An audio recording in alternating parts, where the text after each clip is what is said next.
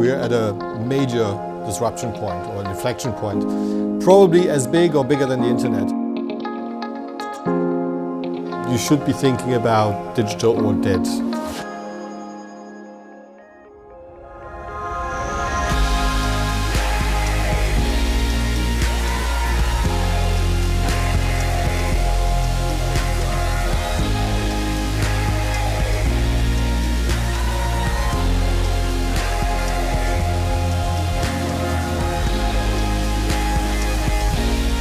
That's the fun part about this whole digital and the disruption it brings, is that we make up the rules as we go along. And we have the ability to change the world.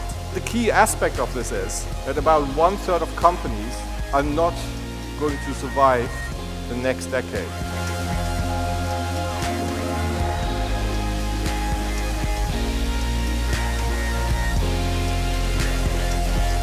You can interact with 1 billion people on this planet today for free. Wouldn't you think about re-engineering what you do if you started with that design rule? That's what happened over and over and over again. Well, our technology wasn't good enough. Well, we weren't innovative enough. Baloney! You were innovative enough.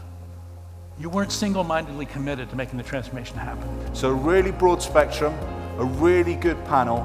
They're absolutely desperate for you to ask the most difficult questions you can. How do you influence change in organizations that have got such a long tradition? In a startup environment and an enterprise corporate environment, given the different levels of standard, the different barriers to entry, where does that leave the consumer?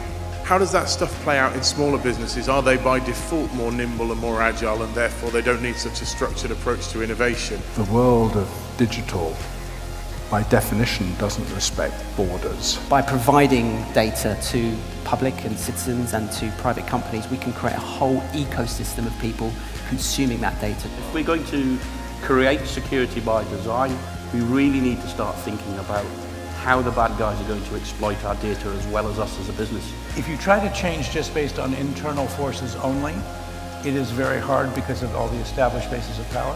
I think you need to find an external forcing function that will drive the change. Is it the best thing for large corporates to survive disruption anyway? Digital or dead, ladies and gentlemen. I want any large corporation, any small corporation to survive as long as they understand me as a customer. Anybody that ignores me as a customer deserves to fail. Big or small is sort of largely irrelevant now.